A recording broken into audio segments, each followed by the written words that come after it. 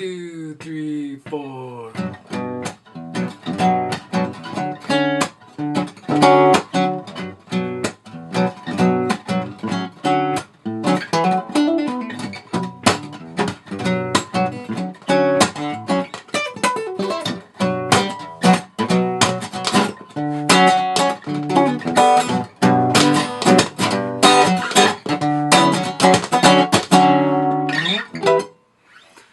Hope you got that.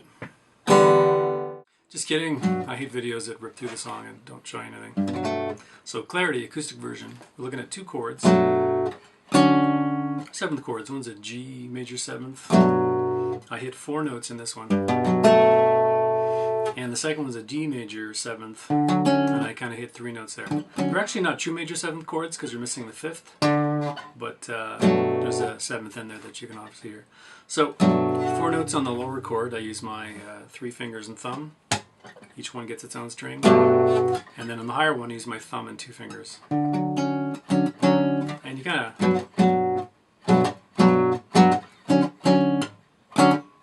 That's the rhythm. And a slap on 2 and 4.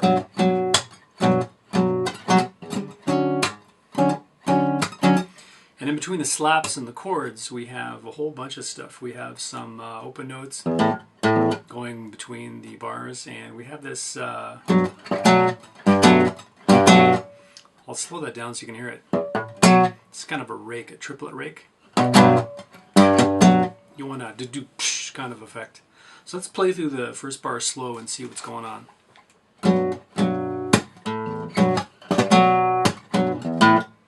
And that's the first bar. So we had some thumb slaps.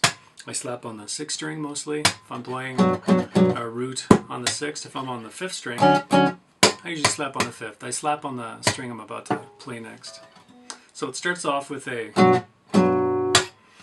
short chord and a long chord, slap, open 5th, open 6th, and then the chord again. So from the top, that's... I missed the low E there. Kind of like that. You can loop that a couple times and get the feel for it. Right after that, we get into this triplet thing. What you do there is you muted pluck the 6th string. It falls on the 5th string. You muted pluck that. And then with your 3 fingers, you kind of snatch the 5th, 4th, and 3rd strings, sound the chord there. So you're not actually using your thumb to do that. This is the note, the root note that's accented more on that chord. So from the top, it's like top of the rake. At performance speed, it's this.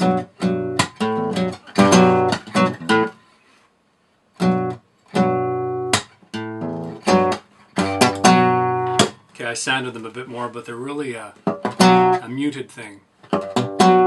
And I find when I snatch the chord in an upward motion, I get that triplet thing happening a bit more. After that, slap and then a pull off. So we're just doing the chord, we're pulling our pinky off from the 4th fret to the 2nd fret. And then we go to the next bar. Okay, so I'll do the whole thing slow, first bar.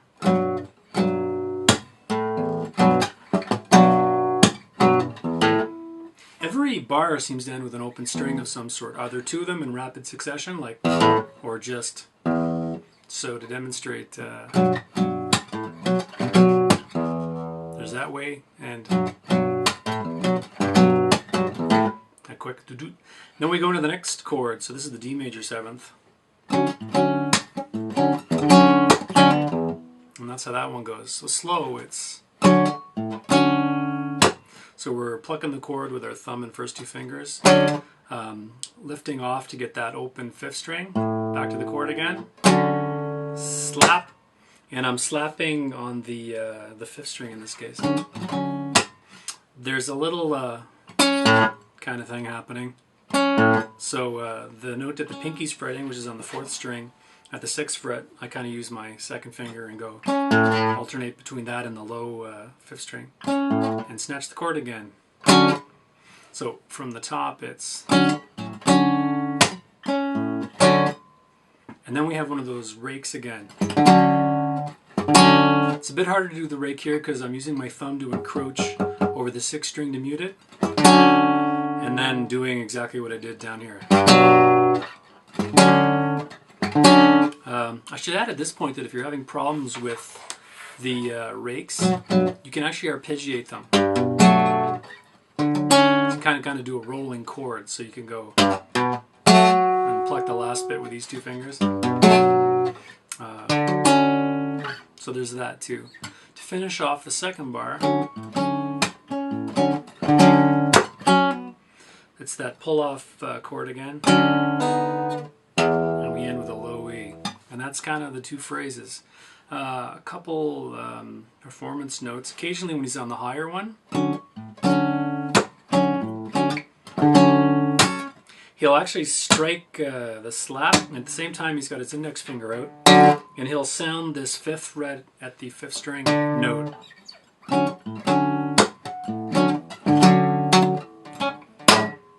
I'm not really good at it.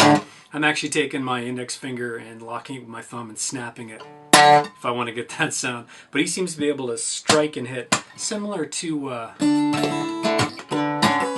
Stop This Train, where he's doing a slap and at the same time a flick of the first finger to get those notes. It's very similar to this one.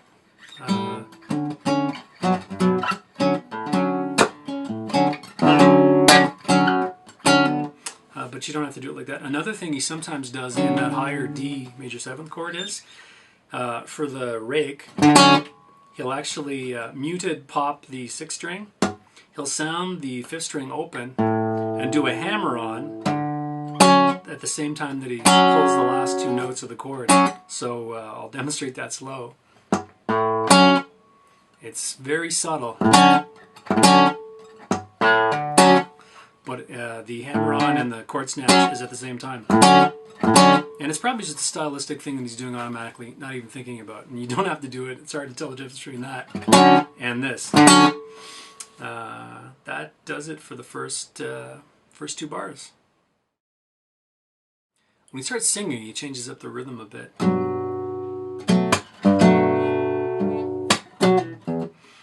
Instead of going, he goes. So, subtle difference, but instead of short, long, he goes long, short. And after that rake, he'll throw in this little bass note on the 3rd fret.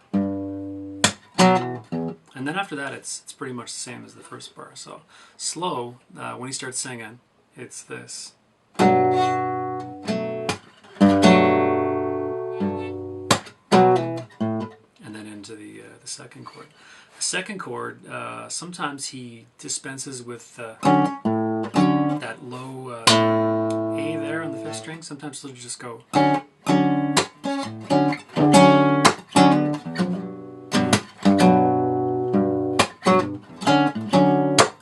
And sometimes he puts it in. Another thing he does when he's up high, when he's singing, is occasionally he'll slide down into the next phrase. So.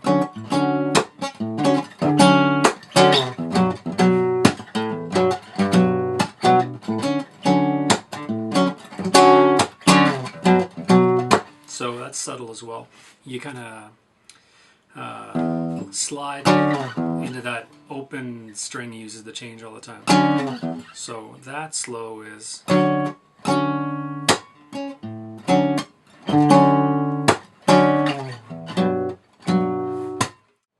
Later on in the verse, he starts doing these woohoos, and he doesn't seem to play this little part I'm going to show you in a sec anymore, but he used to in the old days. And that part is.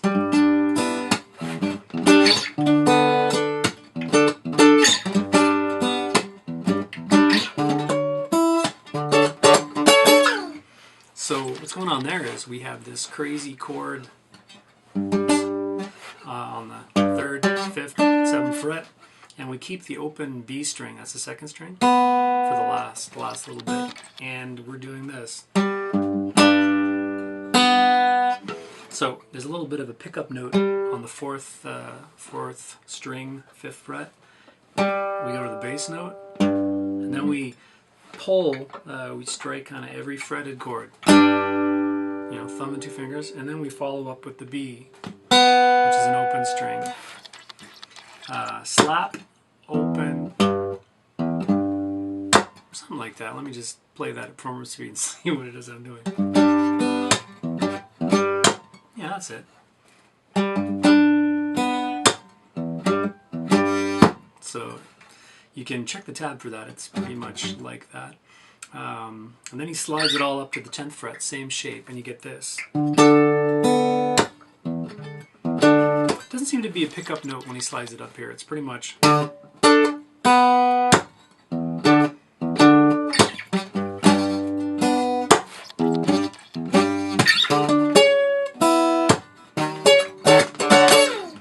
That last bit, let me just show you the difference between the high part.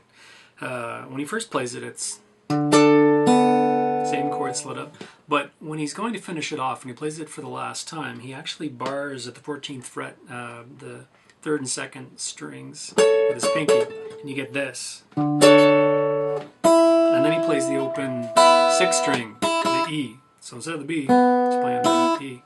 I'll show you what I mean. Better if I show you. That's the first way he plays it, sounding the open B. The second time he's doing this, playing the open E. And to finish it off, you do whatever rhythm you want to get back into the part again. Occasionally, I'll change the timing up a bit. Oops. So instead of this, I'll go. There's a bit.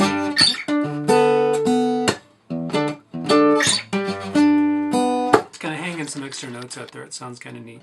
He doesn't do it, but I started doing it accidentally and liked it. So there's 2 ways to do the chorus. There's this way.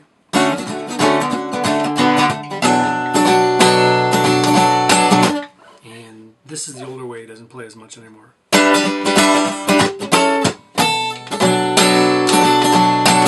In both cases, the ending bar is the same. And it's just the beginning parts that are different. So let's detail the one I like. You fret with your thumb on the 3rd fret. You bar with your 1st finger, the 2nd fret, the 3rd string and 2nd string. And you have this hammer-on going, a double hammer-on kind of, from this to this. And the phrasing of the notes is like this.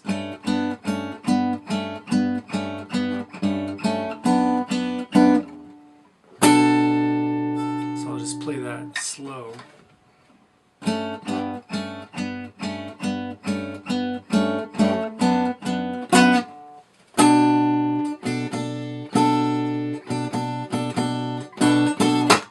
That's pretty much how that goes. But you're strumming it, so let's go over the direction.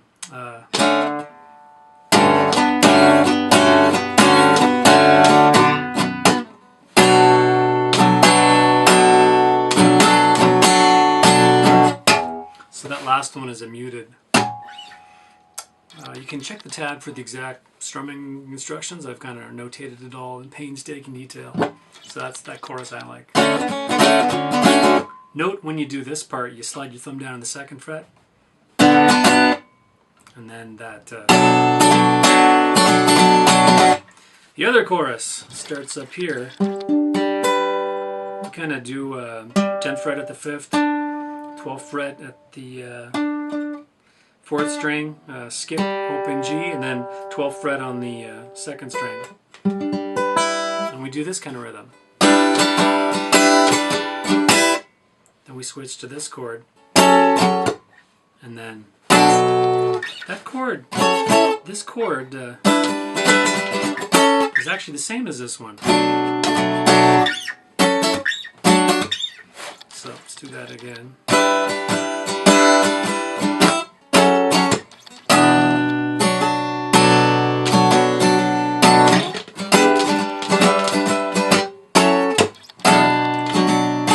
doing some extra up here. I think it's just one. And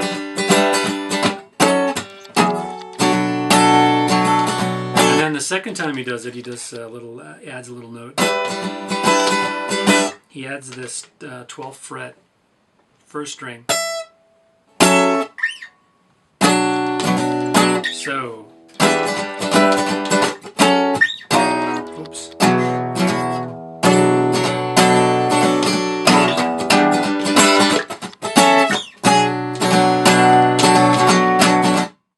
Coming out of the chorus, he plays a strummed version of the verse. I'll just play the original so you can kind of get a feel of what I'm talking about. Just can't, it's not supposed to. Is there a second of time? Okay, there's a lot going on there, and it's really hard to tap that. And even if you did have a tap of it, you wouldn't really follow every single note because it's going to be different every pass. These are one of the hardest things to show people because it's a lot of feeling. So let's just do our best, see what happens.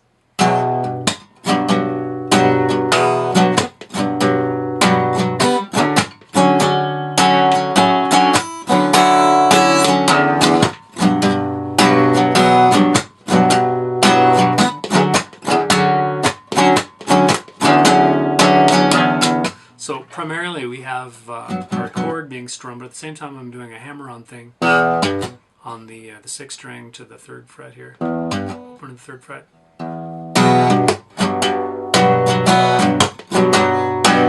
And the slaps or thunks or hits on the guitar are coming on 2 and 3 like they have been the whole tune.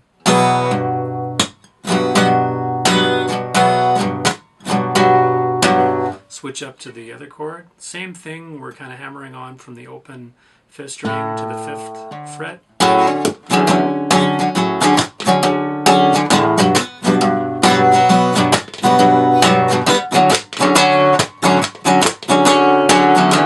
Bit of a timing change up when it goes back into the regular verse. This higher chord also sounds nice when you throw the high open E in.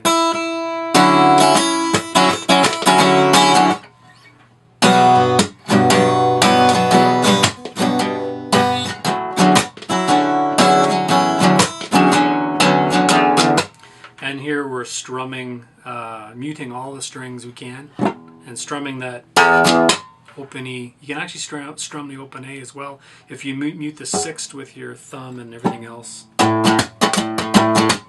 depending on what you're transitioning into. So real slow one more time.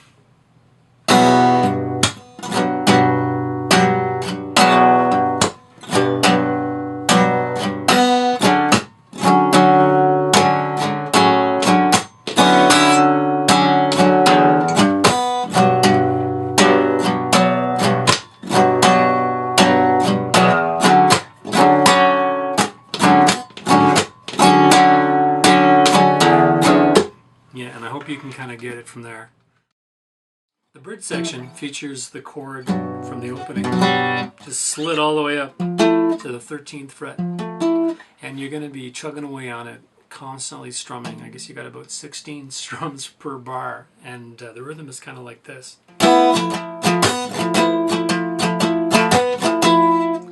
I'll do that slow.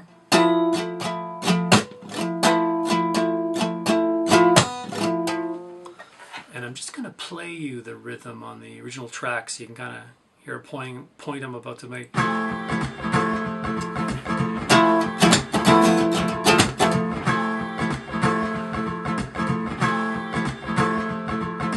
My point is the timing is subtly wacky. It's not what you think it is. We'll slow it down to 50%.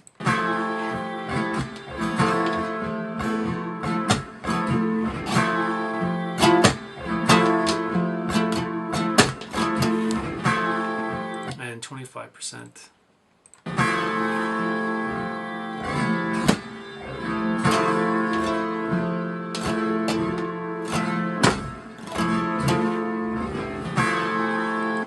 So the one of the things that makes this sound neat is depending on if you're doing a down strum or an up strum, you're accenting different notes. Obviously on the down you're accenting these two low notes, and then on the up you're getting a bunch of muted strings because we're muting the last bottom three because we're not using them.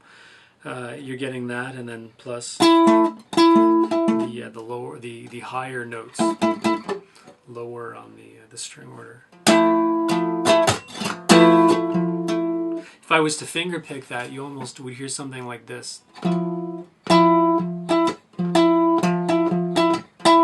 Something like that.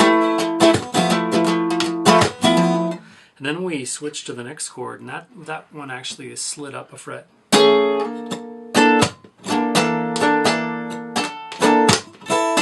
And that actually sounds some high E down there, similar to how we used to do it down here to the D. So from the top.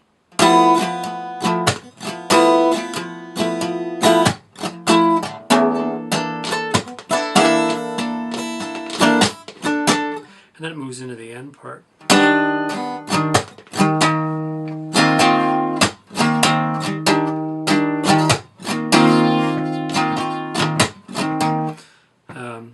So basically the first three chords are all the same shape, just different spots. And then the very last one you end off with, instead of doing, take your pinky and you move it and you put it on the 13th fret of the 5th string, and then you bar all the other notes with your first finger, you get this. And you go between them like that. So from the top, slow.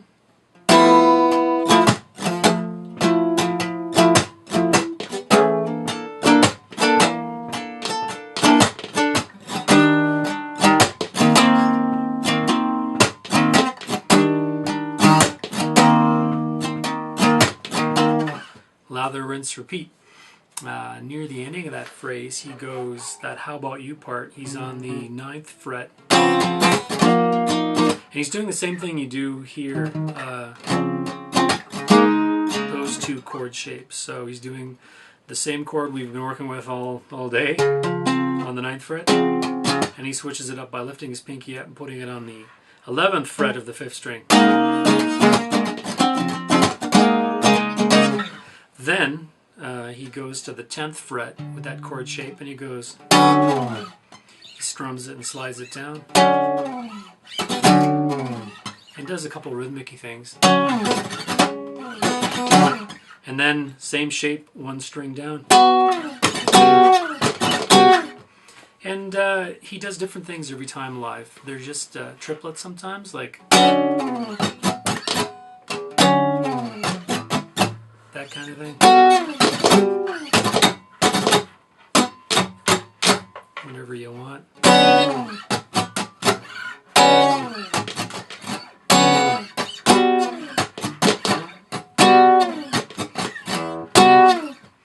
And he goes back into the chorus.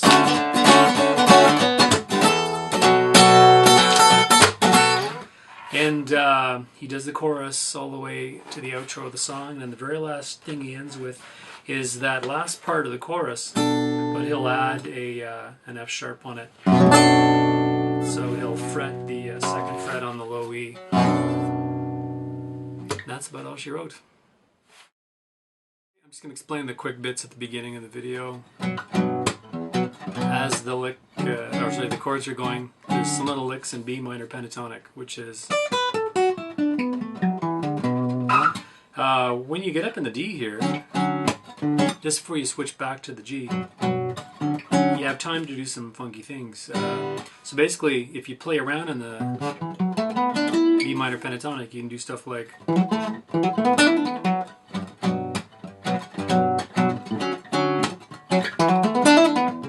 so that's all that is.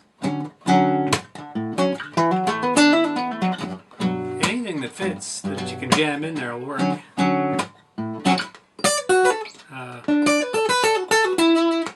That lick is just you hit the you bar at the 7th fret with your thumb. You hit the 3rd string, and then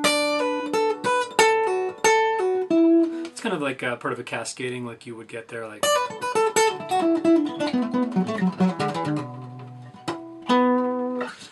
Again, there was something else in the D.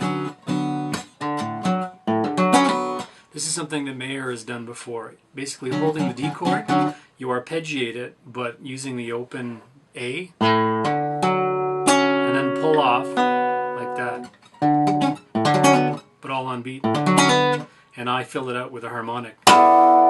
So, okay. And then go back.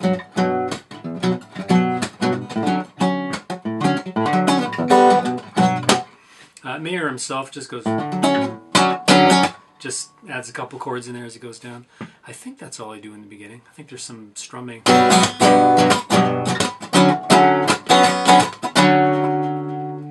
Yeah, you can do whatever you want. It's quite open to all kinds of licks and stuff here.